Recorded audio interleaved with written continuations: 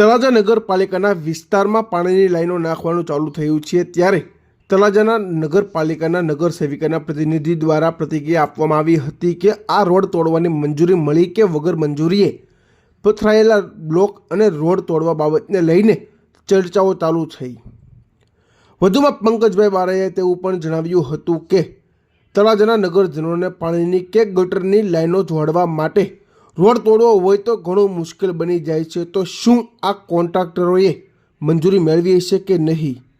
આ સમગ્ર બાબતે તળાજા નગરપાલિકાના પ્રમુખશ્રી અને તળાજા નગરપાલિકાના પાણી પુરવઠાના ચેરમેનશ્રીએ શું કહ્યું સાંભળો। જી, આપનો પરિચય? મારું નામ હરેશભાઈ મેર છે। તળાજા નગરપાલિકા પાણી પુરવઠાના ચેરમેન તરીકે ફરજ નિભાવું છું। હવે અત્યારે આ જે બાપા બદ્રીનાથ ચોક જે છે ત્યાં જે પાણીની લાઈન કા ખોદકામ ચાલુ છે એ બાબતે લઈને લોકો દ્વારા અને કોંગ્રેસના નગર સેવિકાના પ્રતિનિધિ દ્વારા જે વિરોધ ઊભો થયો છે એ બાબતે આપનું શું કહેવું છે? એ વિરોધ તદ્દન ખોટો છે। અમારા તળાજાના ધારાસભ્ય શ્રી ગૌતમભાઈ ચૌહાણ, જેઓએ આગામી 30 વર્ષ સુધી તળાજાને વ્યવસ્થિત રીતે પાણી મળી રહે પોતાના વિકાસ માટે બહુ સારું કામ કરેલું છે અને આ એક જીયુડીસીને આ કામ આપેલું છે।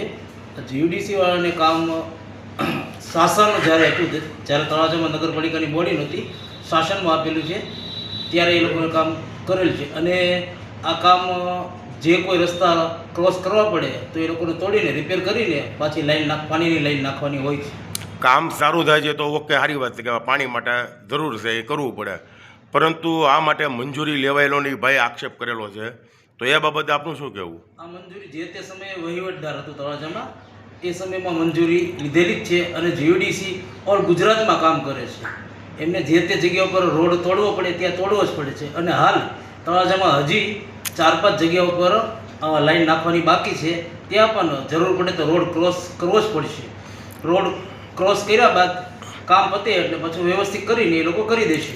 તો આજે તૂટફૂટ થાય એનું પછી રિપેરિંગ કામ આપણે પાલિકાને કરવાનું કે એ લોકો કરી આપશે? ના, એ જીયુડીસીને જ કરવાનું હોય છે, નગરપાલિકાને ન કરવાનું હોય।